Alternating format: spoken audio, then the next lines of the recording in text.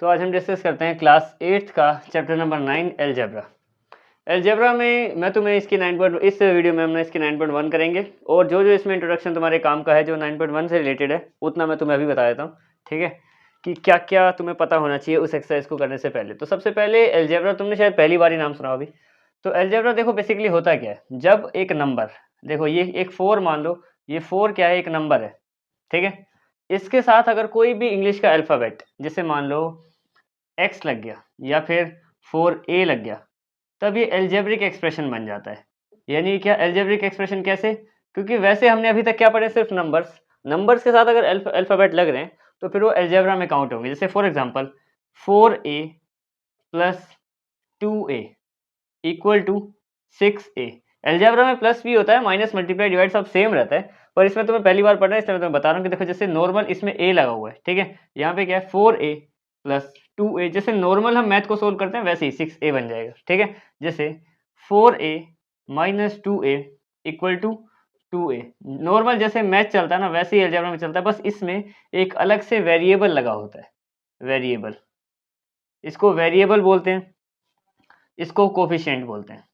Coefficient यानी हमारा mathematical जो नंबर है वो हमारा कोफिशिएंट है। जैसे कि 4x की बात करें तो इसमें जो नंबर वाला हिस्सा है ये हमारा कोफिशिएंट है, और जो ABCD वाला अल्फ़ाबेट वाला है वो हमारा वेरिएबल है, ठीक है। ये इस चीज़ का तुम्हें ध्यान होना चाहिए। और इसके अलावा एक छोटी सी चीज़ और बताऊंगा जो क्वेश्चन नंबर 2 में भी काम आएगी, ठीक है। देखो सबसे पहली बात तो जैसे फॉर एग्जांपल ये 4 है, एक नंबर है, 4 के साथ x बना है, मैंने बोला कि अलजेब्रिक एक्सप्रेशन है, तो इस अलजेब्रिक एक्सप्रेशन को बोलते हैं पोलिनोमियल। पोलिनोमियल, ठीक है, ज़्यादा कंफ्यूज होने की जरूरत नहीं है, काफ़ी आसान है, समझ में आ जाएगा। देखो अगर 4x है, ठीक है, पहले 4 था नंबर था, अब 4 के साथ x जुड़ गया तो पोलिनोमियल बन गया, ठीक है। अब पोलिनोमियल के भी नाम हैं, कई सारे नाम हैं। जैसे फॉर एग्जांपल अगर पोलिनोमियल मान लो क्लास सिंपल है, जैसे कि 4x की टर्म्स में है, तो वो है मोनोमियल। मोनोमियल। दूसरा, अगर लिखा हुआ है, ये इतना ही है सिर्फ, ठीक है, अगर लिखा हुआ है 4x प्लस 2, एक नंबर है, जैसे मान लो 4x प्लस 2, बीच में अगर एक बार प्लस लग गया ना तो फिर ये मोनोमियल नहीं है, फिर है ये बायनोमियल। बायनोमियल, ठीक है। अगर मान लो फिर से लिख रहा हूं मैं यहाँ पे, और यहाँ पे लिखा हुआ है 4x प्लस 2 और माइनस 3y मान लो, ठीक है, इस बार कितने हो गए, 1 2 3, मतलब जितने प्लस माइनस आएंगे उतना उसको सेपरेट करते जाएंगे धीरे धीरे। तो अब ये क्या बन गया, ये बन गया ट्राइनोमियल। ट्राइनोमियल, ठीक है। अब अगर ये मोनोमियल, बायनोमियल, ट्राइनोमियल हैं, तो फिर पोलिनोमियल क्या है? पोलिनोमियल ये सब हैं जिनके साथ भी x की टर्म्स जुड़ जाती हैं, वो पोलिनोमियल में आते हैं हमारे। अब देखो मेन बात मैं तुम्हें बताऊं, तो जैसे ये हमारा मोनोमियल है, बायनोमियल है, ट्राइनोमियल है, अगर ये सारे के सारे पोलिनोमियल हैं, लेकिन अगर पोलिनोमियल पता है हम मेन बोलते किसको हैं, जैसे कि फॉर एग्जांपल हमारे पास यहाँ पे है, हमारे पास जैसे 4x स्क्वायर प्लस 2 स्क्वायर नहीं लगा रहा अभी, मैं इतना शुरू नहीं करूँ, plus 2y plus 3z plus a। अब देखो ये अलग अलग हैं, ये चार चार इसमें क्या है, चारों के चारों बिल्कुल अलग अलग हैं। तो अगर ये एक होता तो मोनोमियल बोल देते, दो होते तो बायनोमियल, तीन होते तो ट्राइनोमियल। अब चार का कोई ऐसा सर्टिफाइड नाम नहीं है, इसलिए हम इसको पोलिनोमियल बोलते हैं। इसका मतलब ये नहीं है कि जो चार होते हैं या चार से ज्यादा होते हैं वही पोलिनोमियल है। पोलिनोमियल ये सब भी हैं, और पहले तीन के नाम हैं अपने खुद के, जैसे कि 4x अगर सिंगल है तो मोनोमियल बोल देते हैं, ये भी पोलिनोमियल है, ठीक है। जिसमें दो आ गए वो बायनोमियल, जिसमें तीन आ गए वो ट्राइनोमियल, और चार या चार से ज्यादा आ गए तो पोलिनोमियल। लेकिन है पोलिनोमियल ये सारे, ठीक है, लेकिन इनका कोई सर्टिफाइड नाम नहीं है, इसलिए हम इनको पोलिनोमियल बोल देते हैं, ठीक है। अब हम क्या करते हैं, तुम्हारे क्वेश्चन नंबर 1 शुरू करते हैं। जितना मैं तुम्हें बेसिक बेसिक बताना था उतना मैं तुम्हें बता दिया। अब बढ़ते हैं क्वेश्चन नंबर 1। तो अब आते हैं इसी क्वेश्चन नंबर 1 पे। अब देखो क्वेश्चन नंबर 1 में 6 पार्ट हैं, और 6 के 6 बहुत आसान है, तुम्हें देखने में बहुत मुश्किल लग रहे होंगे, काफ़ी कॉम्प्लिकेटेड हो गया, पर ये काफ़ी आसानी से हो जाएंगे सोल्व। देखो हमें क्या बताना है, पहले में बताना है कि हमें टर्म्स क्या हैं इसमें, जैसे इन दोनों में टर्म्स बतानी है और इसके कोफिशिएंट बताने हैं, ठीक है। मैं पहले इसका ना एक वो बनाता हूँ चार्ट टाइप, जिसमें एक ही में सबके आंसर दे देंगे हम लोग, ठीक है, ज़्यादा मुश्किल नहीं है। एक साइड लिख देंगे हम लोग टर्म्स और दूसरी साइड लिख देंगे कोफिशिएंट। मैं सबको एक साथ कर रहा हूँ, तुम उनको एक एक करके भी कर सकते हो, जैसे कि कोई तुम्हें पेपर में आ गया सिर्फ इसका बताएं तो इसके टर्म्स लिख देना और अलग से कोफिशिएंट लिख देना, ऐसे सबको लिखने की जरूरत नहीं है, ठीक है। तो सबसे पहले देखो मैं पहले पार्ट का करता हूँ। पहले पार्ट में दो टर्म है, एक तो 5xyz स्क्वायर, जहाँ पे माइनस या प्लस आ गया ना बीच में, वहाँ पे क्या होता है डिफरेंस पड़ जाता है, तो फिर वहाँ पे तुम्हारी एक टर्म खत्म हो जाती है। तो पहली टर्म हो गई हमारे पास, इसमें है एक्स वाई जेड स्क्वायर, और दूसरी टर्म क्या बनेगी, वो बनेगी हमारी -3z(y). ये हो गई दो टर्म्स, ठीक है। ये पहले में से हमें बताना थी कि इस एक्सप्रेशन में कौन सी टर्म है, एक तो ये वाली है और एक ये दूसरी, ठीक है। अब इसमें कोफिशिएंट क्या है, कोफिशिएंट का मतलब होता है जो मैथमेटिकल नंबर जो उसके साथ जुड़ा हुआ है। अब इसमें मैथमेटिकल नंबर है 5, यानी कि इसका कोफिशिएंट आ गया 5, और इसके कोफिशिएंट की बात करें तो माइनस का 3 लगा हुआ है, तो माइनस का भी ध्यान रखना है, तुम्हें माइनस भी लगा के चलना है, ठीक है। तो पहला क्वेश्चन हो गया सोल्व, यही था। दूसरे में बोला है कि दूसरे में बतानी है हमें मैथमेटिकल टर्म्स, ये पहला क्वेश्चन था, ठीक है। पहले क्वेश्चन हमने बता दिया, अब दूसरे पार्ट में बताते हैं। देखो इसमें कितनी टर्म्स हैं, एक तो ये हो गई पहले 1, फिर प्लस आ गया तो दूसरी टर्म x, फिर आ गया x स्क्वायर, तो ये तीसरी टर्म x स्क्वायर, ठीक है। अब कोफिशिएंट, इसमें कोफिशिएंट क्या है, 1 में तो मैथ का नंबर 1 होता ही है, ठीक है। इसकी बात करें यहाँ पे सिर्फ x लिखा हुआ है। अब x में कौन सा नंबर होगा, जिसके साथ कोई भी नंबर नहीं है ना, उसके साथ हमेशा 1 लगा होता है। इस बात का तुम्हें ध्यान रखना है कि अगर किसी भी एक्सप्रेशन के साथ कोई नंबर नहीं है तो उसके साथ हमेशा 1 लगाओगे, तो तुम वहाँ पे 1 लगाओगे, ठीक है। अब इसमें भी पीछे कुछ नहीं लगा, तो यानी कि 1 इसके पास भी है, तो ये तुम्हारा हो गया दूसरा, ठीक है। अब बात करते हैं तीसरे की, ये फर्स्ट है, ये सेकंड पार्ट का आंसर है। थर्ड पार्ट के आंसर की बात करते हैं, 1 2 3। अब देखो थर्ड पार्ट में क्या, काफ़ी सारे एक्सप्रेशन है, एक ये है, एक यहाँ से जहाँ पे प्लस आ गया ना, वहाँ के बीच में समझ लो एक एक्सप्रेशन खत्म हो गया, ठीक है। तो पहला क्या है यहाँ पे, एक हमारी टर्म्स है, पहली है 4x स्क्वायर वाई स्क्वायर, ये तो हो गई पहली टर्म। अब दूसरी टर्म क्या है, -4 x स्क्वायर वाई स्क्वायर और z स्क्वायर, ये हो गई दूसरी टर्म। अब प्लस फिर से आ गया, तो मतलब तीसरी टर्म ये होगी, जो तीसरी है वो है सिर्फ z स्क्वायर। अब इसमें कोफिशिएंट क्या है, देखो इसमें कोफिशिएंट क्या बनेगा, इसमें सिर्फ 4 लगा हुआ है मैथ का, तो कोफिशिएंट आ गया 4 मैथमेटिकल टर्म्स में, ठीक है। इसमें क्या है, माइनस का 4, माइनस है ना, ठीक है, ये हो गया -4। अब इसमें क्या है, हमारे पास z है और पीछे कुछ भी नहीं लगा हुआ, तो कुछ भी नहीं है, तो फिर यहाँ पे 1 आ गया, ठीक है। इस क्वेश्चन के क्या किया हमने, 3 पार्ट कर लिए पहले, 1 2 3 करके। अब बचे हुए 3 पार्ट के लिए मैं इसको मिटा देता हूँ, ताकि तुम अगले 3 पार्ट कर सको, ठीक है। सिंपल है, वैसे ही जैसे 3 आसानी से हमने किए हैं, वैसे ही तुम्हें इनको सोल्व करना है, ज़्यादा कुछ कॉम्प्लिकेटेड नहीं है, और आसान भी है काफ़ी। अब आते हैं इसके अगले 3 पार्ट पे।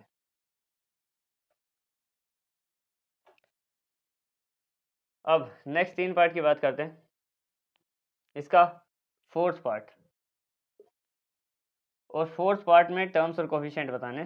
देखो फोर्थ पार्ट में सबसे पहली टर्म क्या है, 3, और बस 3 लिखा हुआ है यहाँ पे, और कुछ नहीं। अगला है माइनस का पी क्यू, माइनस का पी क्यू।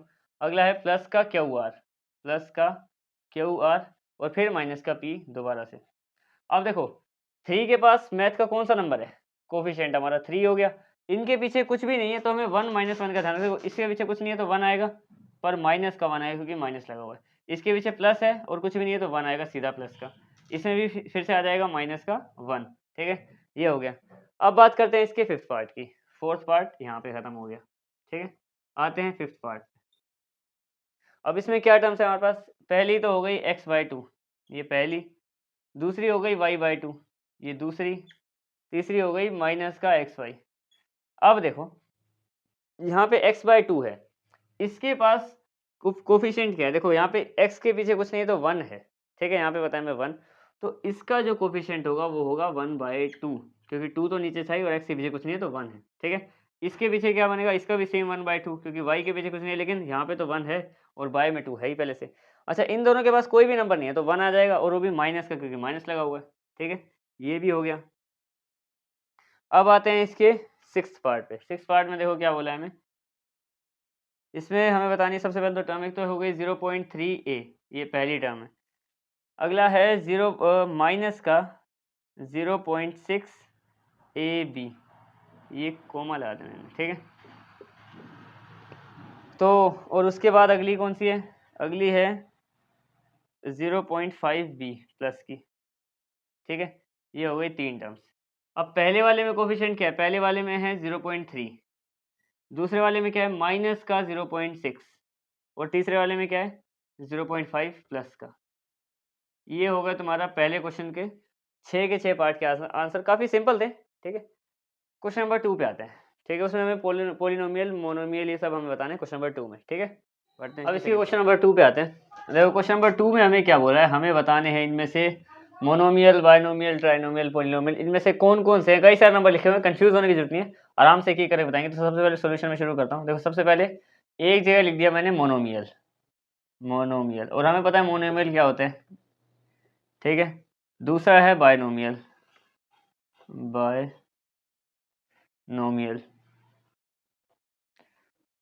और तीसरा है ट्राइनोमियल, और चौथा है पॉलिनोमियल। तो पहले ही उसको अलग अलग कर लेंगे ताकि हमें बाद में दिक्कत ना हो, ठीक है। तो देखो जो जो उसके हिसाब से हमें सूटेबल लगेगा हम उसके सामने सामने लिखते रहेंगे, ठीक है। तो सबसे पहले देखो x प्लस वाई यानी कि 2 है, बीच में एक प्लस है यानी कि 2, तो यार कि ये क्या हो गया हमारा बायनोमियल, यानी कि x प्लस वाई लिख दिया मैंने, इसके पास कोमा लगा दिया।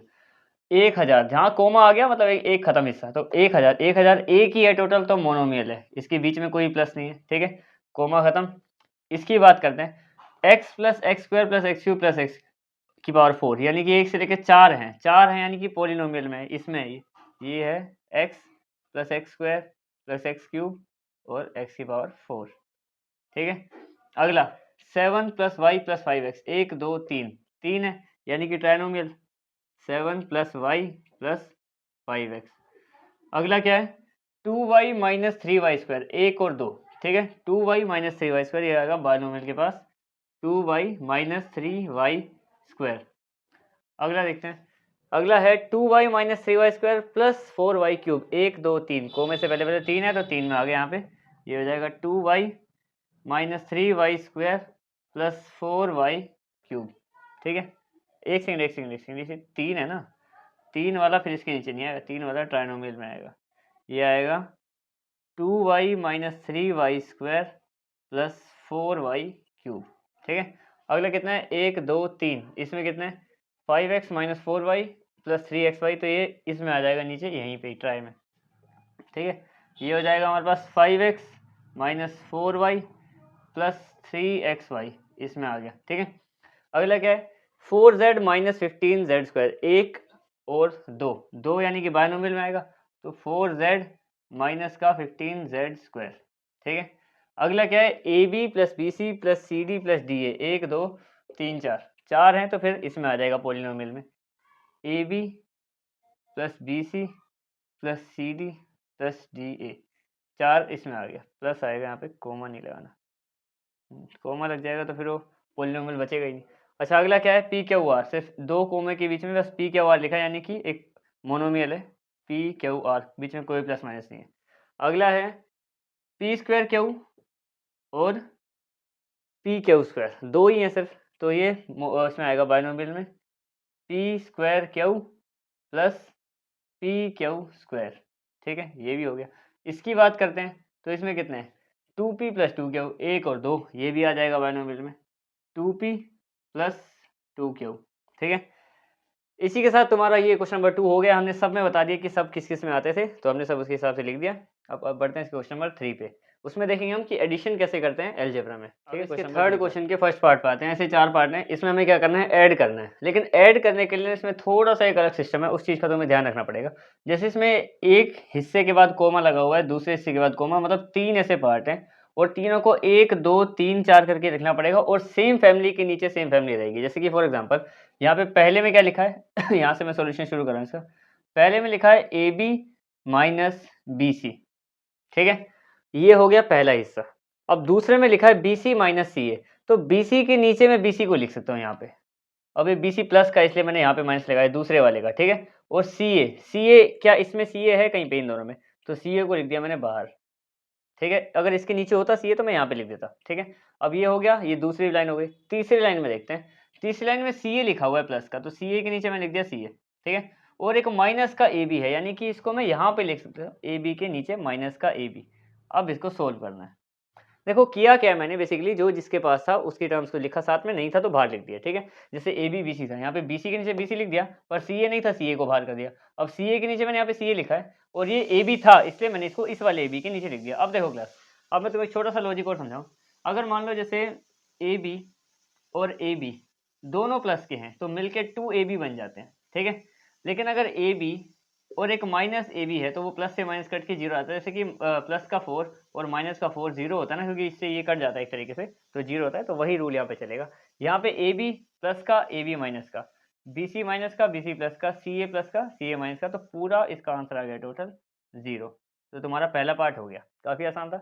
इसके सेकंड पार्ट पे अब आते हैं थर्ड क्वेश्चन के सेकंड पार्ट पे। देखो इसमें फिर से क्या है 1 कोमा 2 यानी 3 टर्म्स है, तो सबसे पहले पहली टर्म को लिख रहा हूँ यहाँ से सॉल्यूशन। सबसे पहले पहली टर्म तो a minus B plus A B, ये तो मैंने पहले लिख दी, ठीक है।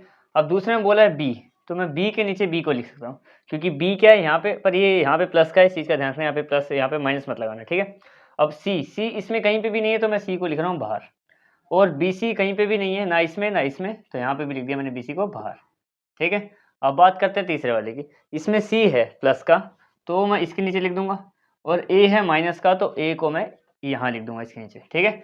और AC ना AB ना AC नहीं, कहीं पे भी नहीं है, तो AC भी मैंने लिख दिया बाहर, ठीक है। अब इसको प्लस करना है, माइनस के सी से प्लस का, ये भी प्लस के माइनस है AB, कुल मिला के हमारे पास क्या बचा, एक प्लस का AB प्लस का BC और प्लस का AC या CA, ये हमारा आंसर आ गया, ठीक है। अब बढ़ते हैं इसके नेक्स्ट, अब आते हैं इसके थर्ड पार्ट पे। देखो थर्ड पार्ट में कितनी बार कोमा लगा हुआ है, एक बार लगाए बस बीच में, यानी कि दो ही टर्म्स है, एक पूरी की पूरी ये और दूसरी ये। करते हैं सोल्व इसको, सॉल्यूशन। देखो सबसे पहले तो पहली टर्म ऐसी कैसी, 2p² Q square minus 3p³ plus का 4, ठीक है। अब ये टर्म लिख ली, अब ये टर्म लिखनी है इसके नीचे। देखो 5 एक नंबर है, 4 एक नंबर है, तो मैं इस 5 को यहाँ पे लिख सकता हूँ 4 के नीचे, प्लस का था इसलिए प्लस का लगा दिया। 7p³ को मैं इसके नीचे लिख सकता हूँ यहाँ पे, तो 7p³ भी प्लस का है, तो उसको यहाँ पे लिख दिया। अगला है माइनस का 3p² क्यू स्क्वायर, तो ये p² क्यू स्क्वायर के नीचे माइनस का 3p² क्यू स्क्वायर। अगर कोई अलग होता तो मैं उसको बाहर लिख देता, सेम नहीं होता तो हम उसको बाहर रख देते, ठीक है। अब इसको सोल्व करना है। देखो ये तो तुम्हें पता ही है, 4 और 5 दोनों प्लस के हैं, सीधा 9 आ जाएगा, ठीक है। इसमें इसकी बात करते हैं। देखो यहाँ पे क्या है, p³ तो आएगा ही आएगा, ठीक है। प्लस के 7 में से माइनस का 3 करेंगे तो बचेगा 4, वो भी प्लस का, क्योंकि देखो प्लस माइनस माइनस होता है। 7 में से 3 गए 4 बच गया, और निशान बड़े वाले का लगा देते हैं, तो बड़े वाले में प्लस लगाओ, यहाँ पे भी प्लस लगा दिया। इसकी बात करें तो p² क्या स्क्वायर तो आएगा ऐसे का ऐसा ही, ठीक है। अब 2 और 3, एक प्लस है एक माइनस का है, तो प्लस माइनस माइनस होता है, तो 3 में से 2 गए 1 बचा, वो भी माइनस का बचेगा क्योंकि 3 बड़ा है, और माइनस का 1 हम लगाते नहीं है किसी के भी आगे, तो सीधा इसका आंसर माइनस में आ जाएगा, क्योंकि 1 हम लगाते नहीं है। जैसे मान लो यहाँ पे 1p³ बचता ना, तो मैं इसको सिर्फ p³ लिख देता हूँ, ठीक है। तो ये क्वेश्चन नंबर 3 हो गया। अब इसके मतलब क्वेश्चन नंबर नहीं, किसका पार्ट नंबर 3 हुआ है, इसके पार्ट नंबर 4 में बढ़ते हैं, फोर्थ पार्ट पे, और ये थर्ड क्वेश्चन का लास्ट पार्ट है। देखो इसमें क्या बोला है हमें, L² M² एक बार कोमा, 2 बार 3 बार, यानी कि एक बार 2 बार 3 बार 4 बार लाइनें आएंगी, जितनी बार कोमा उतनी बार, ठीक है। तो सबसे पहले तो मैं पहले वाले को ऐसे कैसे लिखता हूँ सॉल्यूशन। सबसे पहले देखो पहले वाला ऐसे कैसा, तो L² प्लस M², ये तो मैंने लिख दिया पहली लाइन में। अब दूसरे में लिखना है M² के नीचे M² लिख दिया, ये भी प्लस का है ये भी प्लस का है, ठीक है। और n इसमें है ही नहीं, ना इसमें ना इसमें, तो n को लिख दिया मैंने बाहर, ठीक है। तीसरे में बोला है n² n के नीचे मैं n² लिख सकता हूँ, और L² को मैं यहाँ पे लिख सकता हूँ L का स्क्वायर, इसमें इतना ही था।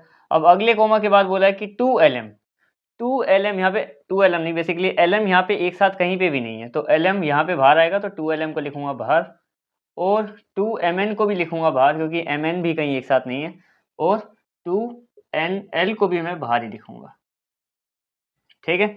इसमें क्या हुआ, ये एक्स्ट्रा टर्म्स जो बाहर थी, क्योंकि सेम के नीचे हम सेम लिख सकते हैं, वैसे एक दूसरे के नीचे नहीं लिखा जाएगा, ठीक है।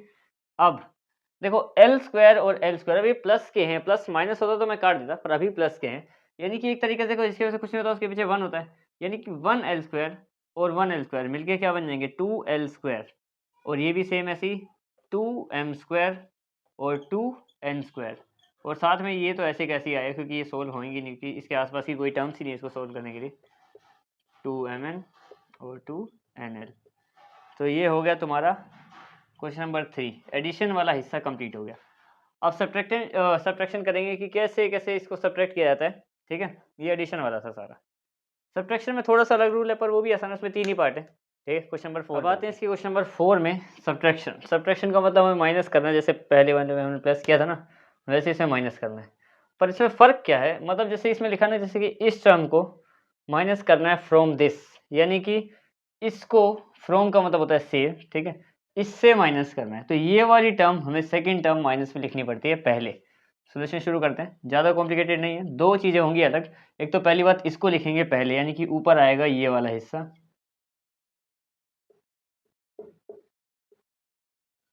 ये वाला, अब नीचे आएगा ये वाला हिस्सा, सेम वाले। देखो 12 ए के नीचे 4 ए आ सकता है क्योंकि दोनों में ए ही ए है, तो दोनों सेम सेम होंगे तो आ जाएगा।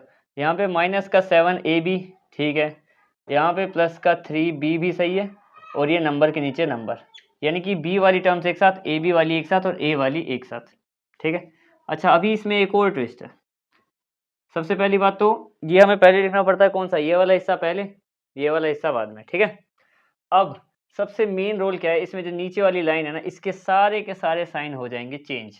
देखो ये 4a प्लस का है, अगर माइनस होता तो माइनस लगा होता, अगर ये प्लस का है तो ये हो जाएगा माइनस, ठीक है। ये माइनस का है तो हो जाएगा प्लस, ये प्लस का है तो हो जाएगा माइनस, और ये भी प्लस का है तो हो जाएगा माइनस। अब इसको सोल्व करना है, ठीक है। ये थे इसमें दो ट्विस्ट, एक तो पहले ये लिखा जाता है और ऊपर से साइन चेंज होते हैं माइनस वाले नीचे वाली लाइन के, ठीक है। अब देखो माइनस का 3 माइनस का 12, अभी माइनस का 12 हो गया, ठीक है। तो माइनस माइनस प्लस होता है, तो इन दोनों को प्लस करेंगे कितना आ जाएगा 15, और निशान बड़े वाले का, तो 12 के आगे अब माइनस लगा हुआ है तो माइनस, ठीक है। अब एक प्लस है एक माइनस है, प्लस माइनस माइनस होता है, मैं तुम्हें शायद यहाँ पे बता दूँ, अगर तुम्हें पहले नहीं बता तो। दो प्लस आ जाए तो हमें प्लस करना पड़ेगा, दो माइनस आ जाए तो भी हमें प्लस करना पड़ेगा, एक प्लस एक माइनस आ जाए तो माइनस, और एक माइनस एक प्लस तो भी माइनस। कुल मिला के कहने का मतलब ये है कि अगर दो सेम साइन आते हैं तो हमेशा प्लस होता है, और दो अलग अलग साइन आते हैं तो माइनस होता है, और निशान बड़े वाले का लगता है हमेशा, ठीक है। बस ये है लॉजिक। अच्छा, एक प्लस है और ये माइनस का हो गया, एक प्लस एक माइनस तो माइनस, तो 5 में से 3 गए, 2 बी आ गया, और निशान बड़े वाले का, तो 5 बड़ा है तो 5 के आगे प्लस है, ठीक है। इसमें भी वही लॉजिक है। अब ये एक माइनस है और ये प्लस हो चुका है, तो प्लस माइनस माइनस, तो 9 में से 7 गए, 2 बच गए, 2ab, और निशान बड़े वाले का, तो 9 बड़ा है तो माइनस का 2ab। सेम इसमें भी एक प्लस है एक माइनस है, तो क्या हो जाएगा हमारे पास 8a, और 12 के आगे प्लस है तो कोई निशान नहीं है, तो कोई दिक्कत नहीं, यहाँ पे भी कोई निशान लगाने की जरूरत नहीं है। तो ये हो गया हमारा इसका सेकंड पार्ट। अब बढ़ते हैं इसके अगले दो ही पार्ट बचे हैं, बस एक थर्ड पार्ट है और एक सेकंड पार्ट है, उसमें करते हैं कंप्लीट, ठीक है। अब आते हैं फोर्थ क्वेश्चन के सेकंड पार्ट में। अब देखो हमें क्या बोला है इसमें, फिर से वही, इसको इससे माइनस करना, तो पहले ये वाली टर्म लिखेंगे फ्रॉम के बाद वाली, ठीक है। सॉल्यूशन, सबसे पहले वो वाली टर्म, तो 5xy minus 2yz minus 2zx plus 10xyz, ठीक है। इस टर्म को हमें माइनस करना है, किससे, इससे। तो देखो xy के नीचे 3xy आराम से आ जाएगा यहाँ पे, ठीक है। yz के नीचे ये प्लस का 5yz भी आ जाएगा, अगर ये आगे पीछे भी दिए होंगे तब भी हमें उसको देख के ही रखना है उसके नीचे, ठीक है। ऐसे नहीं कि अलग के नीचे अलग अलग रख दिया, ठीक है। तो यहाँ पे 7zx, और इसके बाद कोई टर्म नहीं है तो ये ऐसे कैसे ही रह जाएगा। अब क्या करना है हमें, मेन साइन चेंज करना है नीचे वाली लाइन के, ये प्लस का है ये माइनस का, ये भी प्लस का ये माइनस का, ये माइनस का है तो ये प्लस का, ठीक है। और इसका साइन चेंज नहीं होगा क्योंकि हम नीचे वाली लाइन के ही चेंज करते हैं हमेशा, तो इधर तो नीचे कुछ है ही नहीं, ठीक है। तो यहीं से शुरू करते हैं, तो ऐसे कैसे ही आ जाएगा 10xyz, ठीक है। इसकी बात करते हैं, एक प्लस एक माइनस, प्लस माइनस माइनस, 7 में से 2 गए 5 बच गया, यानी कि 5zx, और निशान बड़े वाले का 7 के आगे अब प्लस लग चुका है तो प्लस, ठीक है। तो ये दोनों माइनस है, माइनस माइनस माइनस माइनस भी प्लस होता है क्योंकि सेम साइन है तो प्लस होगा। तो 5 और 2 मिलके 7y और z, और बड़े वाले का निशान तो 5 के आगे अब माइनस हो चुका है तो माइनस, ठीक है। अब एक प्लस है एक माइनस है, प्लस माइनस माइनस होगा, तो माइनस 5 में से 3 के जाएंगे 2 बच जाएगा, 2xy, और निशान बड़े वाले का तो 5 के आगे कोई निशान नहीं है तो इसके आगे भी कोई निशान लगाने की जरूरत नहीं है, तो ये भी हो गया। अब इसके बाद इसके लास्ट पार्ट पे आएंगे जो बिल्कुल इस एक्सरसाइज का आखिरी क्वेश्चन है, क्वेश्चन नंबर 4 के थर्ड पार्ट। अब आते हैं क्वेश्चन नंबर 4 के आखिरी पार्ट पे, और इस एक्सरसाइज की भी आखिरी क्वेश्चन पे। देखो इसमें क्या बोला है, सेम बोला क्या है वही हमें माइनस करना है इसको दूसरे में से, ठीक है। अब हमें सेकंड वाली, ये फर्स्ट वाली लाइन है, ये जितनी भी लंबी है यहाँ तक, ठीक है, तो ये बाद में लिखनी होती है और ये वाली पहले लिखनी होती है, ठीक है। ये दूसरी वाली लाइन, तो ये दूसरी वाली लाइन यहाँ पे लिखी हुई है तो फिर मैं इसको दोबारा नहीं लिखूंगा, इसके नीचे वैसे मुझे सेम ही लिखना पड़ेगा, तो समझ लो यहीं से सॉल्यूशन शुरू है यहाँ से, ठीक है। तो अब इसको करते हैं शुरू, सेम सेम नंबर के नीचे सेम नंबर लिखेंगे। तो सबसे पहले तो देखो इस वाली लाइन में, जैसे यहाँ पे सबसे पहले क्या है 4p²q, तो p²q यहाँ पे लिखा हुआ है, तो मैं यहाँ पे लिखूंगा 4p²q, और 4 प्लस का था कोई निशान नहीं तो प्लस है, ठीक है। अब माइनस का 3pq, pq ये रहा, तो इसको इस लीजिए माइनस का 3pq। अगला है 5pq², pq² वाली हिस्सा ये है यहाँ पे, तो 5pq² यहाँ पे आ जाएगा, ठीक है। अगला है 8p, वो भी माइनस का, p के नीचे p यहाँ पे आ जाएगा माइनस का 8p। फिर है 7q, प्लस का 7q यहाँ पे आ जाएगा 7q, और फिर माइनस का 10। ये हो गया सारे के सेम नीचे हमने लिख दिए, सेम फैमिली के नीचे सेम नंबर। अब इसको सोल्व करते हैं। देखो सबसे पहले तो साइन चेंज होंगे, ये प्लस का बन जाएगा, ये भी प्लस का बन जाएगा, ये माइनस का बन जाएगा, ये प्लस का बन जाएगा, ये माइनस का, ये माइनस का, यानी कि साइन चेंज जो पहले थे उससे अलग। ठीक है, अब देखो,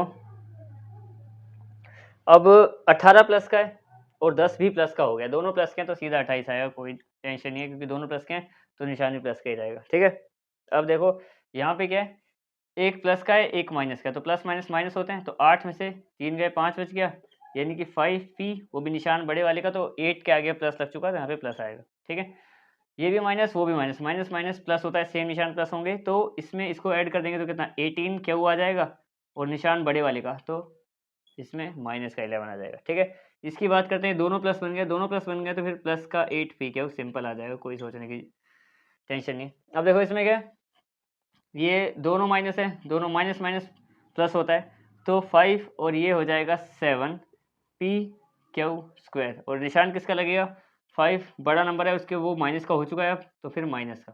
ठीक है, अब एक प्लस है एक माइनस है, तो प्लस माइनस माइनस होता है, हमें पता है। ठीक है, प्लस माइनस माइनस होगा तो 5 में से 4 जाएंगे, एक बचेगा, एक हम लिखते नहीं है, तो p स्क्वायर क्यू, और वो भी सीधा प्लस का निशान, क्योंकि 5 बड़ा इसलिए प्लस तो आना ही था, पर 1 भी आएगा, 1 हम लिखते नहीं है, तो ये हमारे इसी के साथ पूरा कंप्लीट हो गया आंसर। ठीक है, अब देखो 9.1 जो थी अलजेब्रा की फर्स्ट एक्सरसाइज, वो हमने पूरी की पूरी कंप्लीट कर ली है, और 9.2 एक्सरसाइज इसकी बहुत आसान भी है।